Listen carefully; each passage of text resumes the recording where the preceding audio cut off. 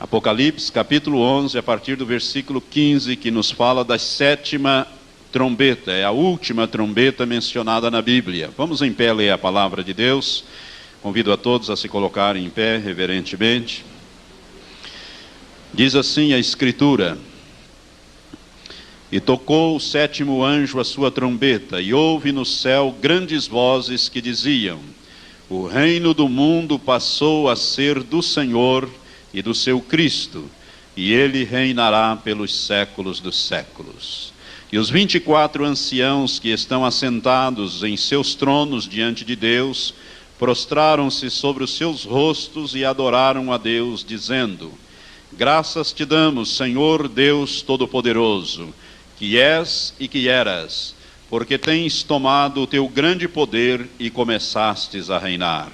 Iraram-se na verdade as nações, então veio a tua ira, e o tempo de serem julgados os mortos, e o tempo de dares recompensa aos teus servos, os profetas, e aos santos, e aos que temem o teu nome, a pequenos e a grandes, e o tempo de destruíres os que destroem a terra. Abriu-se o santuário de Deus que está no céu, e no seu santuário foi vista a arca do seu pacto, e houve relâmpagos, vozes e trovões, e terremoto e grande saraivada.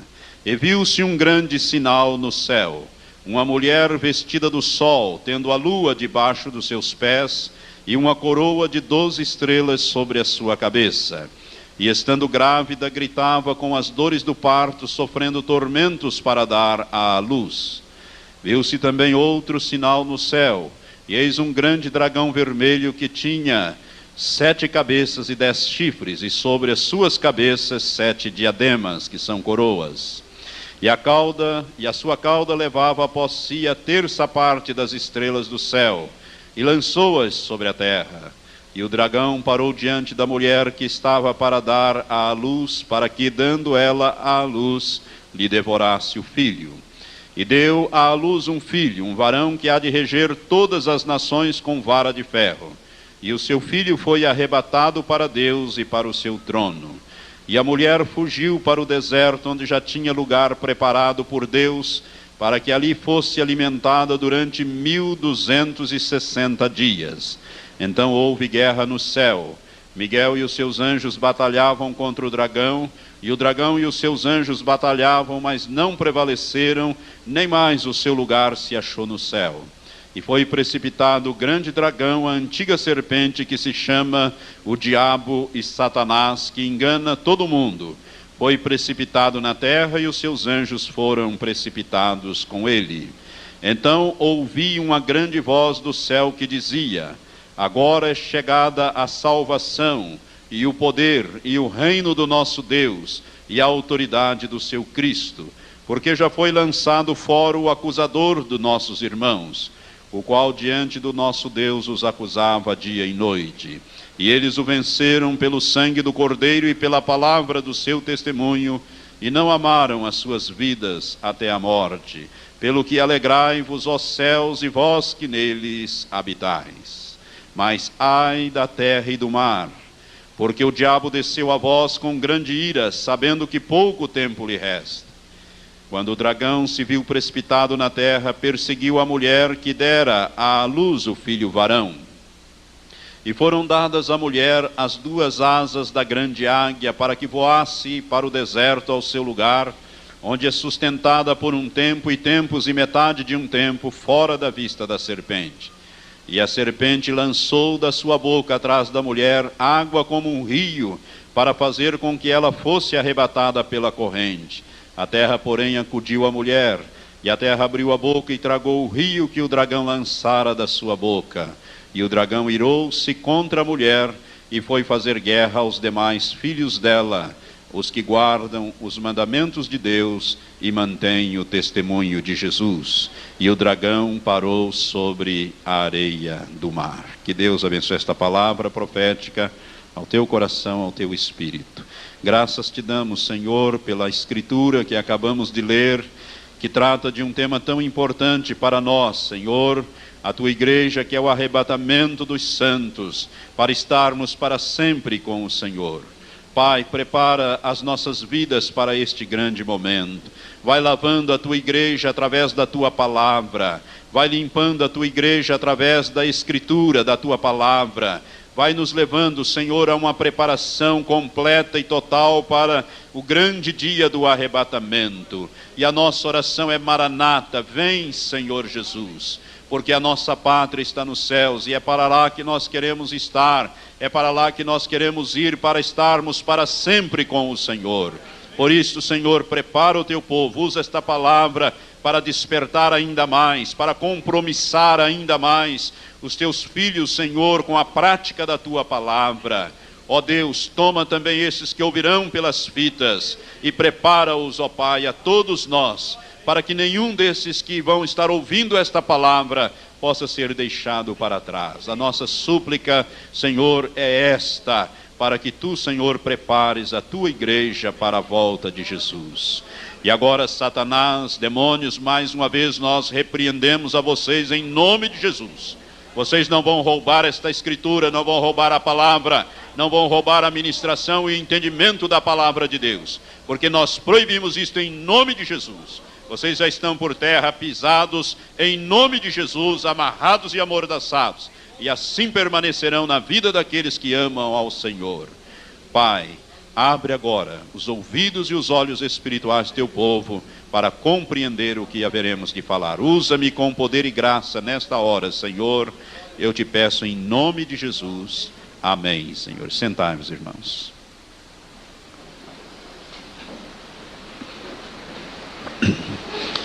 Irmãos, quando ministro esta palavra que vou ministrar hoje, eu sinto uma reação das trevas, principalmente quando eu estou fora desta igreja, quando eu estou ministrando fora. Eu peço muito as orações dos irmãos, porque Satanás não quer que você conheça esta revelação. Satanás não quer que você se prepare para o arrebatamento. Ele quer levar a sua vida num banho-maria, sua vida cristã num banho-maria, num faz de conta, numa vida frouxa, numa vida de derrota espiritual, para que você fique para trás, para que você não participe do arrebatamento. Preste atenção nisso que eu estou dizendo. Eu estou dizendo isto porque eu sei disso. Eu tenho convicção disso que eu estou falando. Por isso o nosso esforço ao ministrar esta palavra de uma maneira completa, profunda nesta igreja. E eu sei que você que vai me ouvir por estas fitas, você já está sendo edificado e também será edificado e preparado. Deus vai preparar, está preparando, limpando a sua igreja pela palavra. É pela água da palavra, conforme nos diz Efésios capítulo 5, versículo 26, Jesus está lavando a igreja para apresentá-la a si mesmo, igreja gloriosa, e Ele está lavando pela palavra de Deus. Por isso, preste atenção no que a Bíblia diz a respeito destas coisas que concernem ao fim. Domingo passado, depois da ministração, uma jovem irmã muito inteligente, me fez uma pergunta muito inteligente, e ela fez uma colocação e disse assim: pastor, se do jeito que o senhor está ministrando, nós vamos poder saber quando vai dar-se o arrebatamento. Quando é que vai acontecer o arrebatamento? Porque a gente está acompanhando e tal, e nós vamos chegar exatamente. E a Bíblia diz que daquele dia e daquela hora ninguém sabe. Nem os anjos do céu, nem o Filho, mas somente o Pai. Eu falei, você prestou atenção bem no que Jesus disse? Jesus disse, daquele dia e daquela hora. O texto, segundo os eruditos da língua, da linguagem bíblica, do hebraico, do aramaico, o texto no original, Jesus está falando, irmãos, de um determinado dia e uma determinada hora. E eu creio que o Senhor, ao longo do tempo, Ele vai nos levando a entender a proximidade, porque o próprio Jesus disse que quando víssemos todas estas coisas, nós deveríamos saber que Ele estava às portas. Ele estava na iminência de se manifestar para levar a igreja. Ele diz que nós que conhecíamos o cariz do céu, a face do céu, olhando para a face do céu, nós sabíamos discernir se amanhã vai chover, fazer sol, etc. Como é que nós, olhando para a palavra, não sabíamos discernir os sinais dos tempos? Tínhamos que saber. Então, veja bem, Jesus não está falando ali de uma época, ele está falando de um dia e uma hora. E eu, na ministração dessa ministração que começo hoje a fazer, eu vou mostrar por que é que nós não sabemos e ninguém sabe o dia e a hora.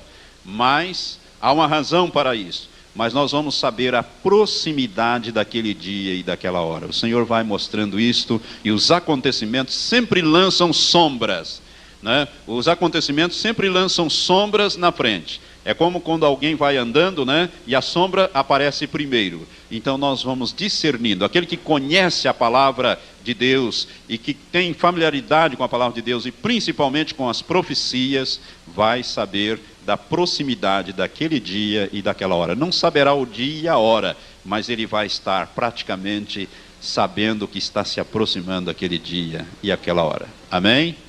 Gostei da pergunta, e se você tiver perguntas, vai anotando, e quem sabe no final desse estudo, com a graça de Deus, quem sabe nós podemos fazer aqui, né, um debate assim sobre perguntas e respostas. Irmãos, vão me depois passando as perguntas escritas, e nós vamos dar as respostas, se não forem dadas no decorrer dos estudos, né? Se forem dadas, já fica explicado. Amém? Esses estudos são muito importantes. Irmãos, nós falamos domingo passado sobre o arrebatamento da igreja, e dissemos e mostramos o arrebatamento da igreja do ângulo visto da terra para o céu, ou seja, daquele ângulo que nós vamos ver e vamos participar, daqui para lá, é nós que vamos subir da terra para o céu. Então nós vamos participar e vamos ver o arrebatamento deste ângulo. Mas aqui no capítulo 12, nós temos capítulo 12 de Apocalipse, nós temos o arrebatamento da igreja visto de um outro ângulo, visto do céu para a terra. Ou seja, o que vai acontecer de cima para baixo, do céu para a terra. E é este ângulo que nós queremos abordar a partir dessa ministração. Eu creio que nós vamos ter que fazer umas 2 ou 3 ministrações sobre o arrebatamento da igreja do ângulo visto do céu para a terra. Amém? Eu li também aqui o capítulo 11, a partir do versículo 15, a 7ª trombeta, porque eu tenho falado que o arrebatamento da igreja vai se dar, e a Bíblia fala também, que o arrebatamento da igreja se dá quando houver a convocação da igreja pela palavra de ordem, o arcanjo e também pela trombeta.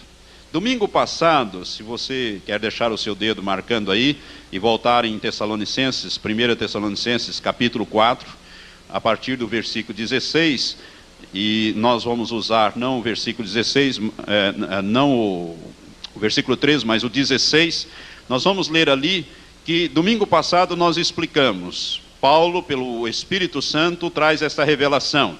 Versículo 16 de 1 Tessalonicenses 4. Porque o Senhor mesmo descerá do céu com um grande brado, isto é, com um grande grito. Algumas versões dizem com um alarido, com um grito, um comando, uma ordem, uma determinação Jesus vai dar. O Senhor mesmo descerá do céu, diz aqui o versículo 16, com um grande grito, ou com um grande brado, ouvida a voz do arcanjo, e ao soar da trombeta de Deus, os que morreram em Cristo ressuscitarão primeiro. Depois nós, os que estivermos vivos, os que ficarmos vivos, seremos arrebatados juntamente com eles, isto é, os ressurretos, nas nuvens ao encontro do Senhor nos ares, e assim estaremos para sempre com o Senhor. E no texto de 1 Coríntios capítulo 15, nos versículos 51 e 52 de 1 Coríntios 15, nós vemos que Paulo, pelo Espírito Santo, também tratando desse mesmo assunto, o versículo 51, ele diz: eis aqui vos digo um mistério, nem todos dormiremos, isto é, nem todos morreremos, mas todos seremos transformados num momento, num abrir e fechar de olhos, ao som da última trombeta, porque a trombeta soará, e os mortos serão ressuscitados incorruptíveis, e nós seremos transformados. Quando é que vai ocorrer o arrebatamento então? Quando ocorrer 3 coisas: o grito do Senhor, o comando do Senhor, o arcanjo entrar um arcanjo determinado vai entrar em ação, e nós vamos ver que arcanjo é este e por que ele vai entrar em ação, e quando ressoar a última trombeta. A última trombeta convoca a igreja para o arrebatamento. Amados, o capítulo 11 de Apocalipse, versículo 15 em diante, é a última trombeta, é a sétima e última trombeta. Não há mais trombetas mencionadas na Bíblia e nem no livro do Apocalipse. É a última mencionada. E se você prestar atenção, esta última trombeta, ela não traz nenhum juízo, ela não traz nenhuma catástrofe, como a sexta trombeta traz, onde 1/3 da população da terra será dizimada. Eu vou abordar isso quando eu falar sobre a grande tribulação. Eu vou abordar todas as trombetas, selos e também as taças, que são os juízos mais rigorosos de Deus. Eu vou abordar isso na grande tribulação, mas a última trombeta, ela não traz juízo, ao contrário, ela traz uma festa. Porque quando soa a última trombeta, há uma festa no céu.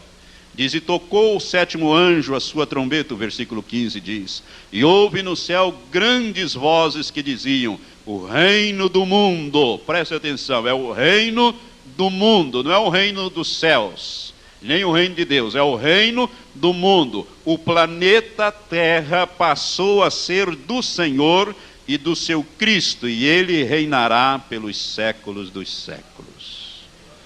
Irmãos, nós oramos a oração do Pai Nosso. Jesus nos ensinou a orar. Ele diz, venha o teu reino, venha o teu reino, seja feita a tua vontade, assim na terra como no céu. Hoje a vontade de Deus é plenamente feita no céu, mas na terra não. Alguns poucos fazem a vontade de Deus na terra. Nós somos alguns desses poucos que procuramos fazer a vontade de Deus na terra, mas a grande maioria não faz a vontade de Deus, faz a vontade do diabo, que tem o governo desta terra.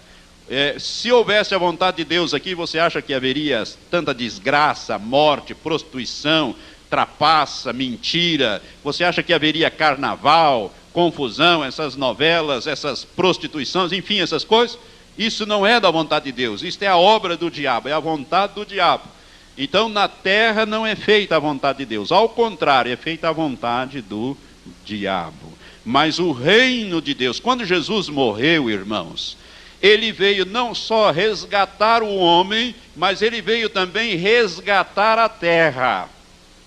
A terra é do Senhor, por direito de criação. A Bíblia diz, do Senhor é a terra, o mundo, não é? A Bíblia diz, o Senhor é a terra do mundo, e aqueles que nele habitam, tudo é do Senhor, porque Deus criou a terra. Quando Deus criou a terra, ele a entregou ao governo do homem, ele deu a Adão o governo da terra. Deus diz, dominai sobre os peixes do mar, sobre as aves do céu, enfim, dominai sobre a terra. Deus disse a Adão e Eva, os nossos primeiros pais. O que Adão fez? Cometeu alta traição, pegou o governo da terra e entregou para o diabo. Ao atender a voz do diabo, ao submeter-se à orientação do diabo, ao obedecer o diabo e desobedecer Deus, Adão passou o governo da terra para Satanás.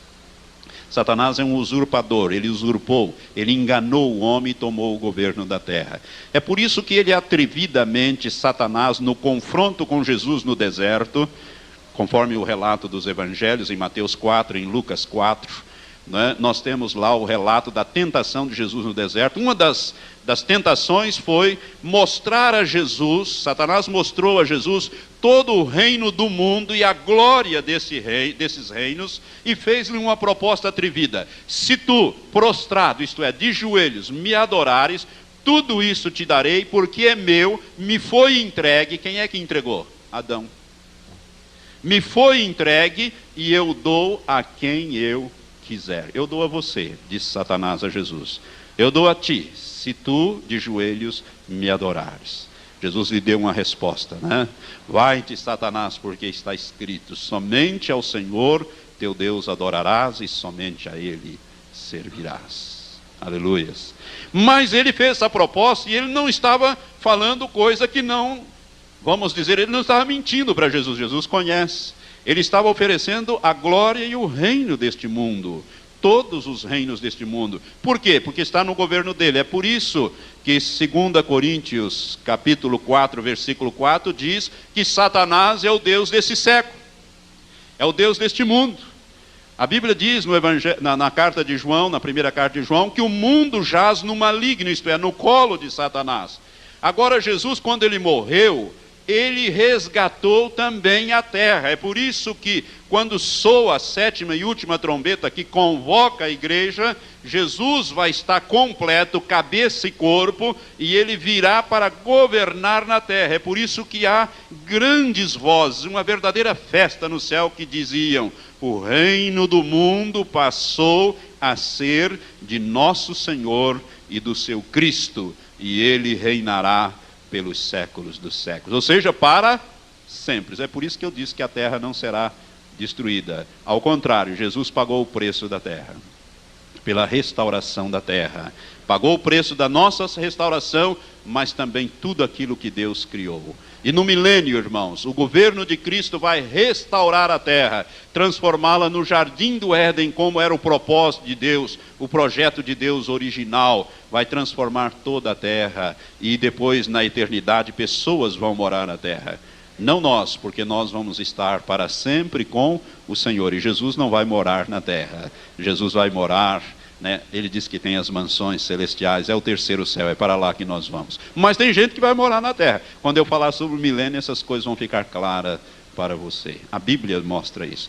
Então aqui, a sétima trombeta, ela convoca a igreja para o arrebatamento, e há uma grande festa. E diz aqui: os 24 anciãos que estão assentados sobre os seus tronos, diante de Deus, prostraram sobre seus rostos e adoraram a Deus, dizendo: graças te damos, Senhor Deus Todo-Poderoso, que és e que eras, porque tens tomado o teu grande poder e começastes a reinar. Isto é, a implantar o reino de Deus sobre a terra, a atender essas orações que nós fazemos através da oração do Pai Nosso. Venha o teu reino, venha o teu reino sobre a terra, que a tua vontade seja feita na terra. Irmãos, esses 24 anciãos aqui é um símbolo da velha dispensação e da nova dispensação. A velha dispensação, os 12 patriarcas, os 12 filhos de Israel que deram origem ao povo de Israel, ao povo escolhido, ao povo de Deus. E os 12 apóstolos que deram origem à igreja. Então são os 24 anciãos aqui simbolizados, a velha aliança e a nova aliança, a antiga dispensação e a nova dispensação, que nós inclusive abordamos alguma coisa nesta manhã, quando falamos sobre o rei Davi. Amém? Então esses 24 anciãos aqui se prostram diante do Deus Todo-Poderoso. O versículo 18 diz: iraram-se na verdade as nações, então veio a tua ira. Esta expressão, iraram-se na verdade as nações, nos remete ao Salmo 2. Se você deixar o seu dedo marcando aqui, for lá no Salmo 2, você vai ver que quando Jesus vier para tomar posse da terra, Satanás vai levar as nações a uma confrontação. Ele não vai querer deixar que Jesus tome posse da terra. Irmãos, é a batalha do Armagedon. A batalha do Armagedon tem esta conotação. O Salmo 2 diz assim: porque se amotinam as nações e os povos tramam em vão, os reis da terra se levantam e os príncipes juntos conspiram contra o Senhor e contra o seu ungido, dizendo: rompamos as suas ataduras e sacudamos de nós as suas cordas. Ou seja, vamos romper com o cristianismo, com tudo que diz respeito a Deus. É nesse período da grande tribulação, dos últimos 3 anos e meio, que Satanás vai querer abolir toda a ideia de Deus na face da terra e de cristianismo na face da terra. É esse rompamos as suas ataduras, né, conforme diz aqui, e sacudamos de nós as suas cordas, isto é, as coisas que nós estamos presas, princípios bíblicos e de cristianismo e tudo mais. Diz o versículo 4, aquele que está assentado no céu se rirá.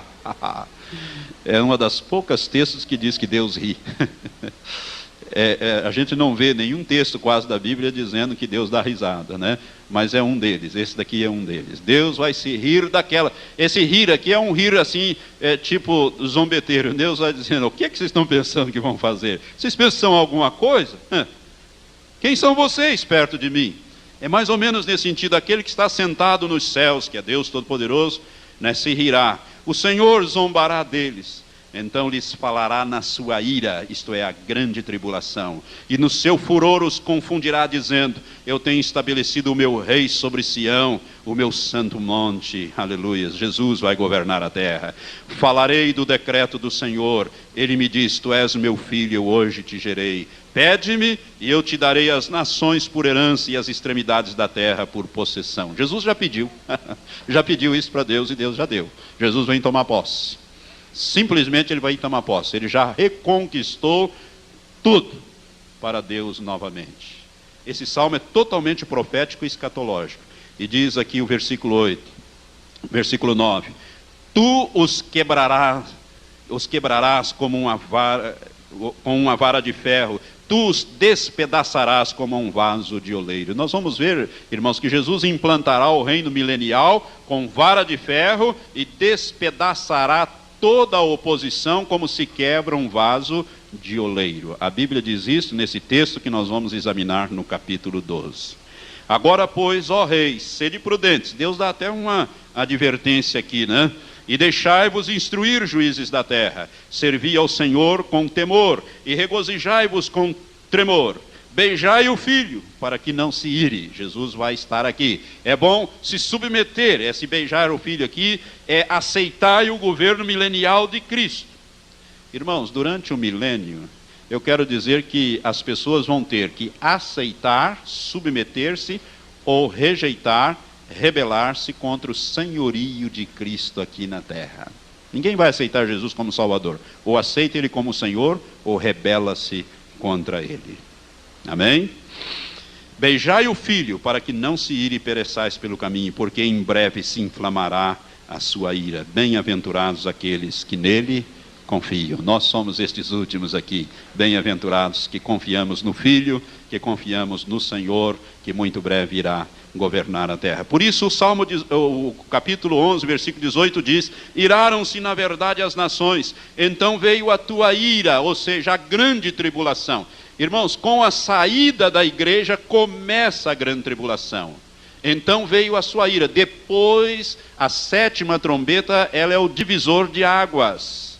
Por quê? Porque ela chama a igreja, convoca a igreja, logo após as duas testemunhas morrerem, ressuscitarem e subirem, soa a sétima e última trombeta, e a igreja sobe. A igreja será tirada para fora da grande tribulação. A igreja não passará pela grande tribulação. Assim como o dilúvio, Deus preparou a arca e colocou Noé, a sua família, os animais e tal, e depois ele mandou o dilúvio, a mesma coisa aqui. Deus separa para fora, Deus vai tirar para fora a igreja.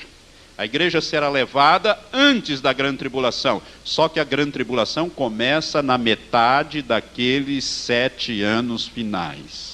Eu tenho falado isto, vou mostrar isso. Não começa no início, começa na metade. Jesus disse isso. E aqui Deus está dizendo pela palavra revelada: então veio a tua ira e o tempo de serem julgados os mortos. Que mortos que vão ser julgados? Os mortos que ressuscitaram agora por ocasião do arrebatamento da igreja. Quando nós formos tirados daqui, irmãos, a primeira coisa que Deus vai fazer é nos passar pelo tribunal de Cristo. A igreja não vai para o grande trono branco, o juízo do grande trono branco, do capítulo 21, né, 21 do livro de Apocalipse. Deixa eu ver aqui, o capítulo 20 do livro de Apocalipse, a partir do versículo 11. A igreja não passará pelo juízo do grande trono branco. O juízo do grande trono branco é para aqueles que vão participar da segunda ressurreição. A igreja faz parte da primeira ressurreição, eu vou abordar isso também, daqui mais para frente eu vou falar sobre a primeira e a segunda ressurreição e vou explicar isso melhor. Mas eu quero dizer para você que a igreja vai passar por julgamento, sim.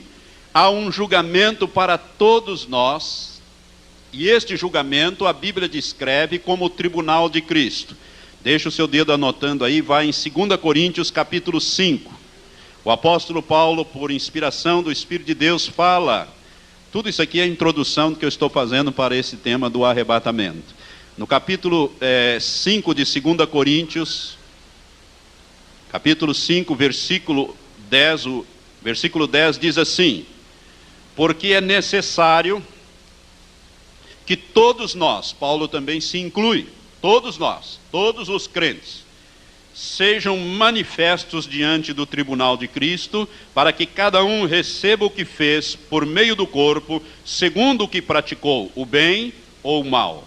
Preste atenção nisso. Essa palavra manifesto na língua original significa examinado dos dois lados. É como se você examinasse uma roupa de um lado, depois puxasse a roupa do avesso e examinasse do avesso, por dentro e por fora. Este é o sentido na língua grega desta palavra manifestos. Então nós vamos ser examinados tintim por tintim, ou seja, na profundidade e na sua inteireza diante do tribunal de Cristo. Para quê? Para nós sermos galardoados ou repreendidos pelas coisas que fizemos quando estávamos no corpo. Preste atenção no que diz isso aqui, ó. Porque é necessário que todos nós, sem exceção, sejamos manifestos diante do tribunal de Cristo, para que cada um receba o que fez por meio do corpo, isto é, quando estava no corpo, segundo o que praticou, o bem ou o mal. Irmãos, isso aqui refere-se a galardão, e galardão nos fala da posição no corpo, no reino de Deus. Alguns vão ter uma posição maior, por quê? Porque vão receber mais galardão. Por quê? Porque trabalharam mais, vão fazer mais.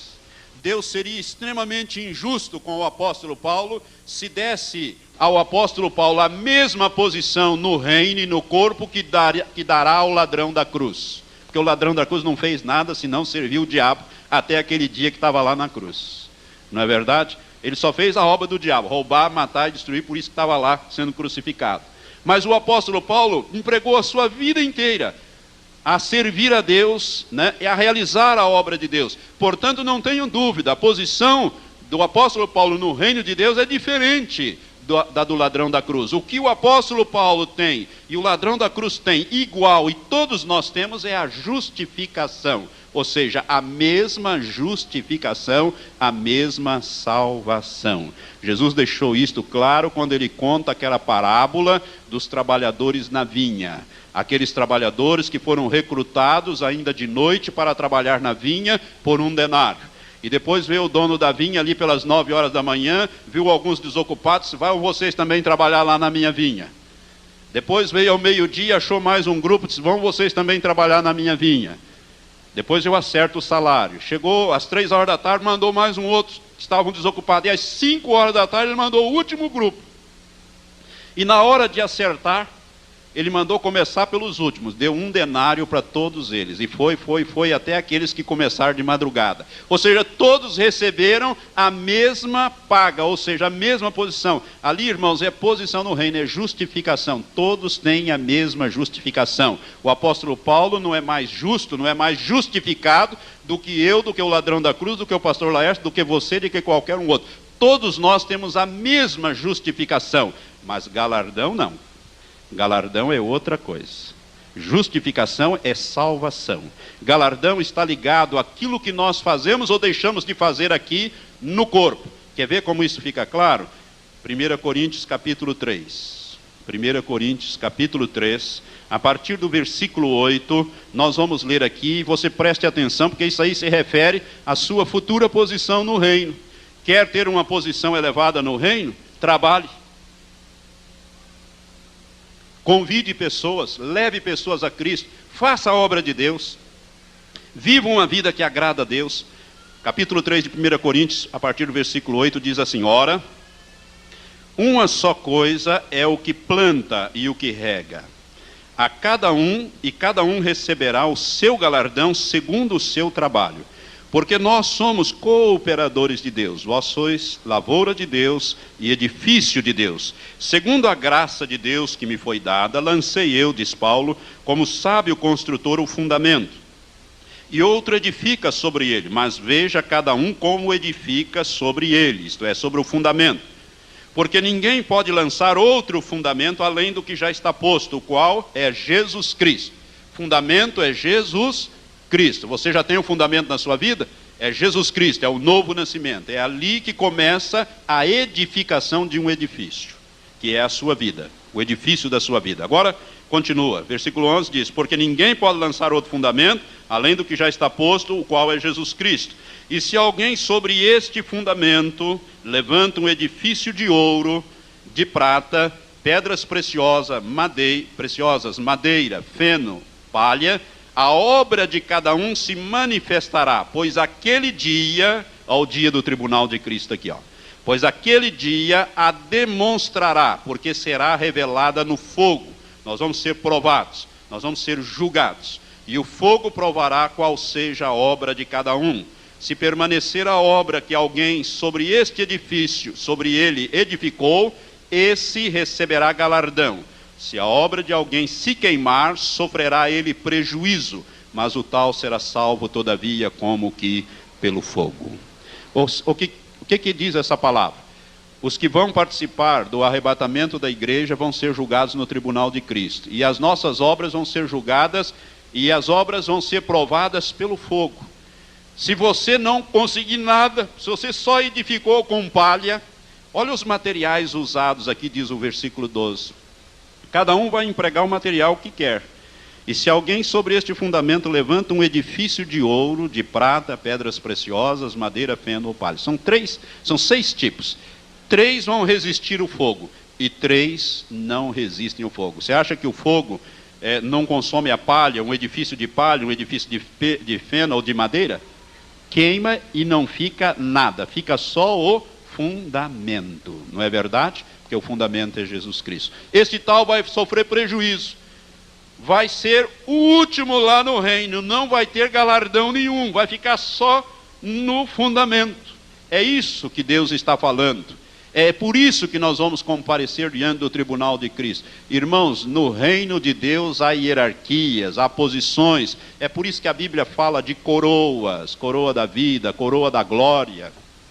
A Bíblia fala que nós seremos coroados, porque como reis vão ser coroados. Uns vão ter um tipo de coroa, outros vão ter outro tipo. Uns vão ter no reino de Deus uma posição, outras outra posição. Né? Uns serão galardoados e outros não. Por quê? Porque não edificaram. Não fizeram com palha, com feno, com madeira, não usaram o ouro, a prata, a pedra preciosa que resiste ao fogo, Então, nós vamos comparecer. É por isso, agora voltando em Apocalipse 11, lá o texto que nós estamos examinando, esse capítulo nos diz que exatamente Deus vai fazer isso. Diz aqui: iraram-se na verdade as nações, então veio a tua ira e o tempo de serem julgados os mortos. E o tempo de dares a recompensa aos teus servos, os profetas e aos santos. Olha os santos aqui que subiram. Os profetas, os santos e aos que temem os seus nomes, a pequenos e grandes.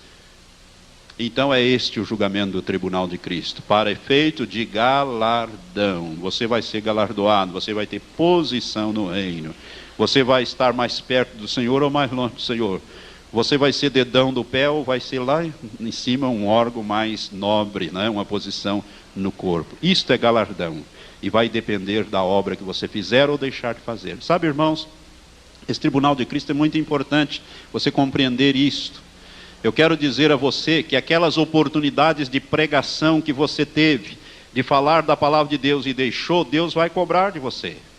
Aquelas oportunidades que Deus te deu de testemunhar e você deu um mau testemunho e levou aquela pessoa ao caminho da perdição, Deus vai cobrar de você, é o tribunal. Você vai ser examinado de dentro para fora, de fora para dentro. Você vai ser totalmente examinado.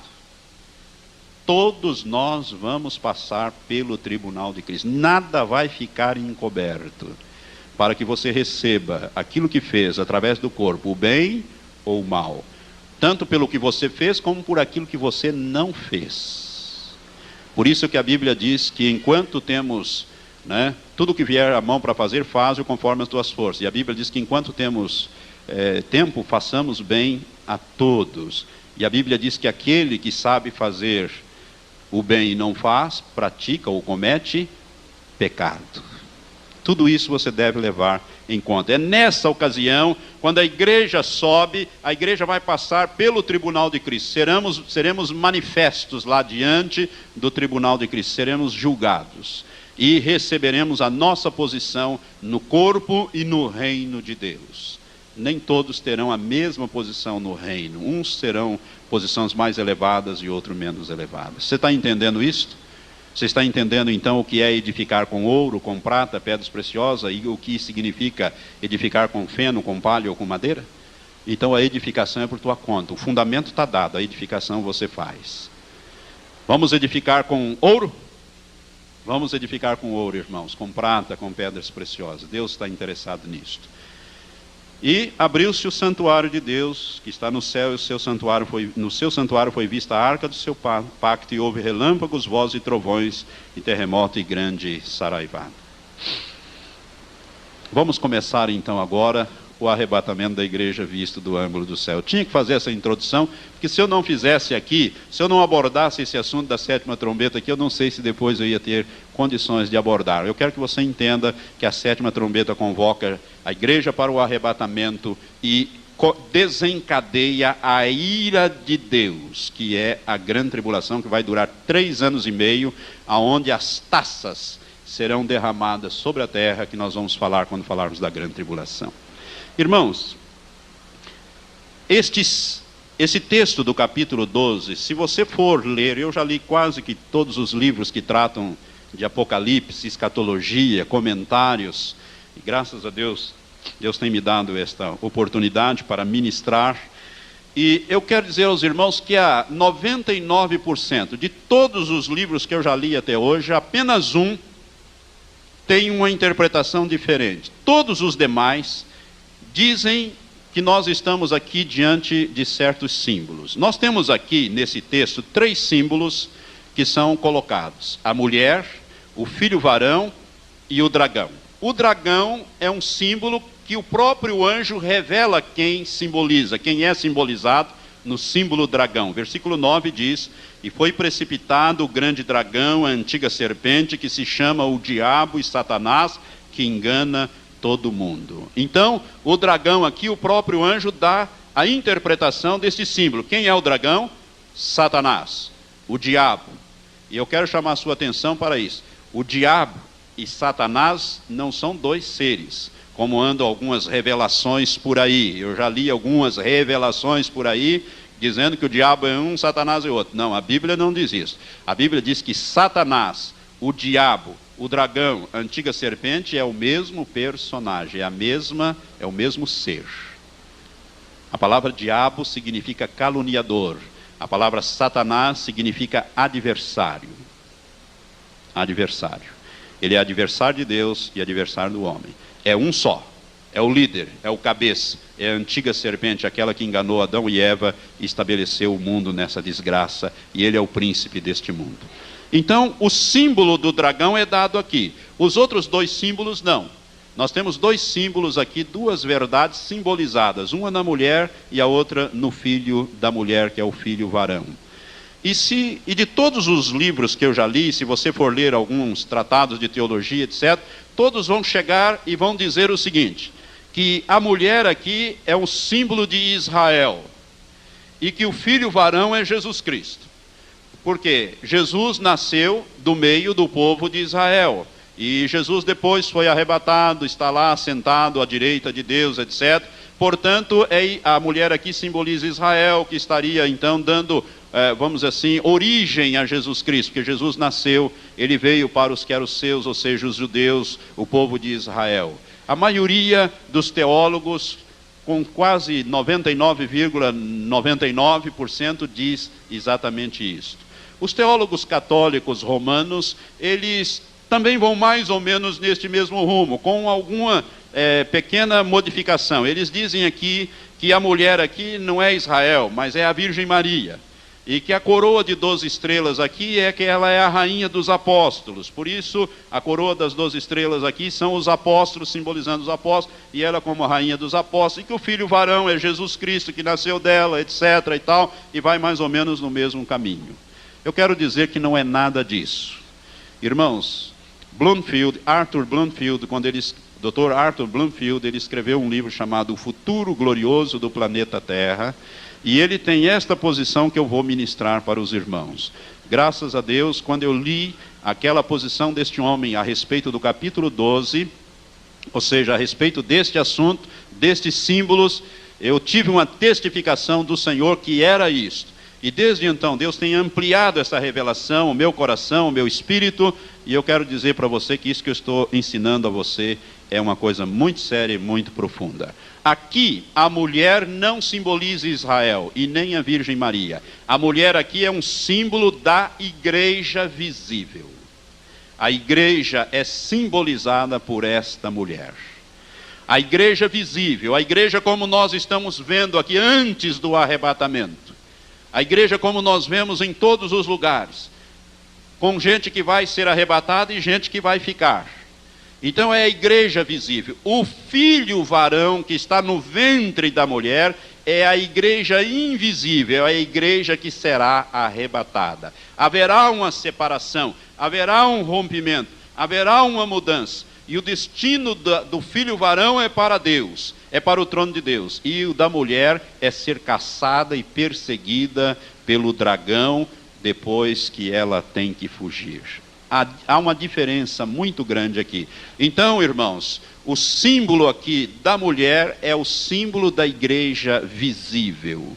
E o símbolo do filho varão é a igreja invisível. É a verdadeira igreja, a igreja que será levada. É a igreja representada pelas as 5 virgens preparadas. E a igreja visível é representada aqui pelas virgens nécias. As 10 virgens aqui representam toda a igreja.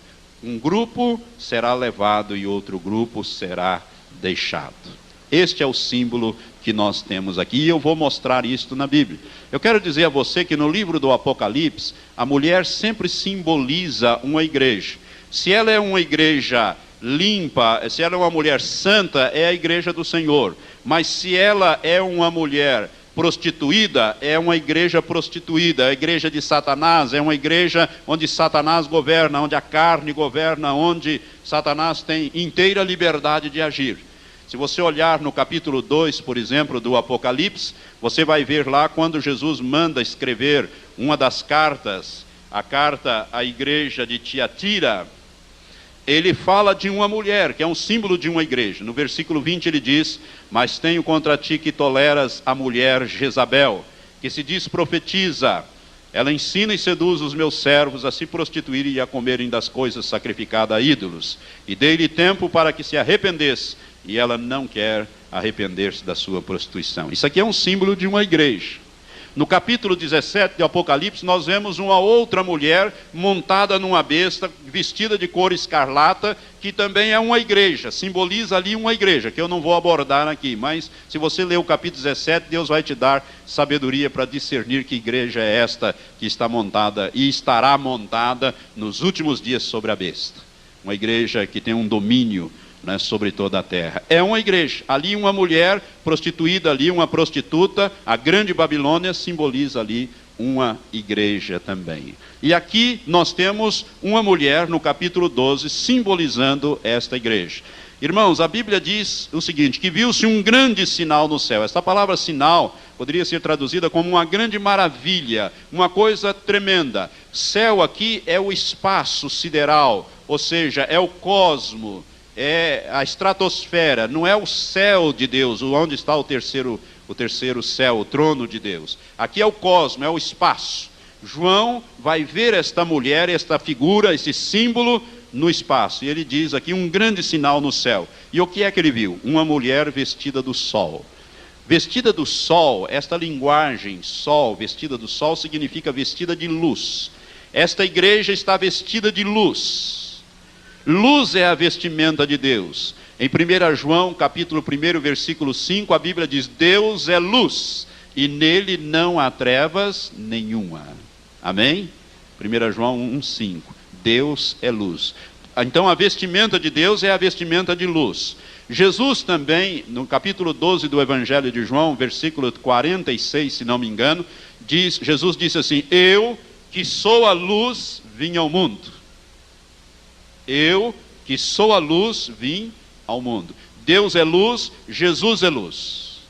E Jesus diz, ali no sermão do monte, em Mateus capítulo 5, versículos 13 e 14, Jesus disse assim: vós sois o sal da terra e a luz do mundo. Nós também somos luz. A igreja também é luz. Deus é luz, Jesus é luz, a igreja é luz. Portanto, a mulher vestida do sol significa vestida de luz. Você vai ver que depois que o filho varão, a glória está toda no filho varão. Depois que o filho varão sai, muda a posição da mulher. Ela já não está mais no firmamento.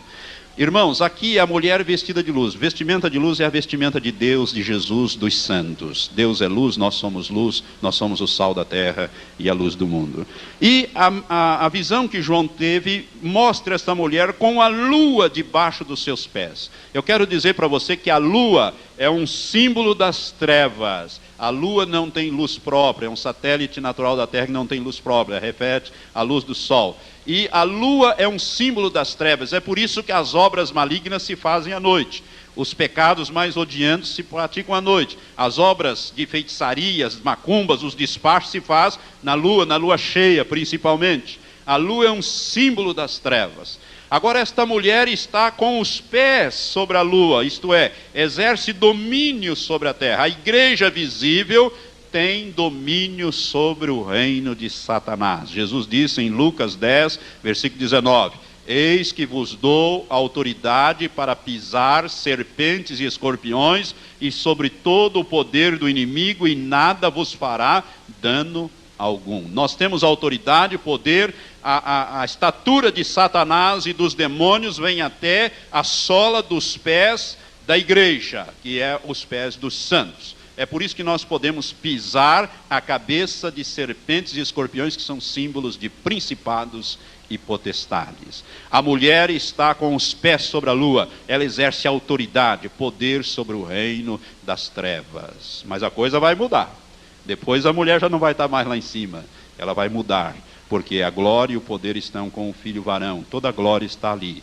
Então, irmãos, Jesus disse àqueles, em Marcos, o último, capítulo 16, Jesus diz ali no último capítulo, ele diz: estes sinais acompanharão os que crerem, em meu nome expulsarão demônios. Então hoje nós temos autoridade e poder para expulsar demônios. Os demônios não podem resistir o nome de Jesus.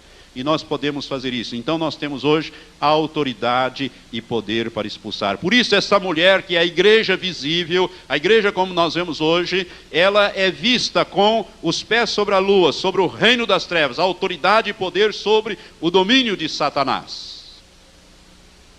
E a Bíblia diz aqui que ela tem uma coroa de 12 estrelas sobre a sua cabeça. Abre em Efésios capítulo 2.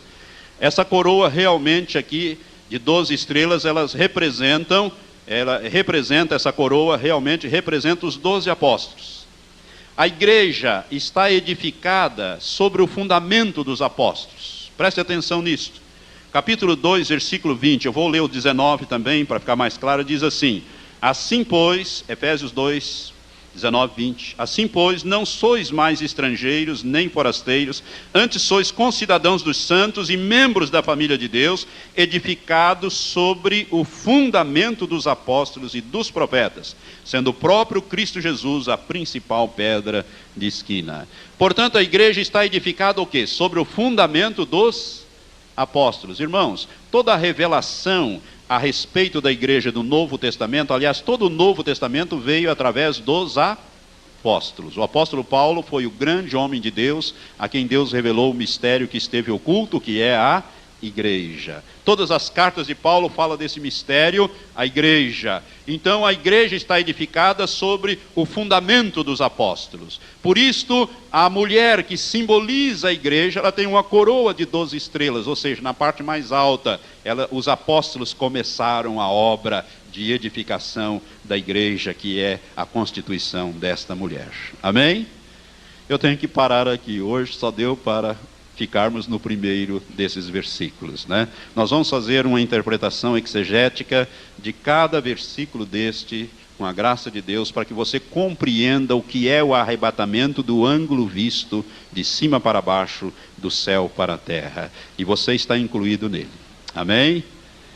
Eu quero convidar o pastor Matias para encerrar, mas antes eu quero orar. Levante-se nesse momento, torne-se, fique em pé. Vamos agradecer a Deus por essa palavra nesta hora.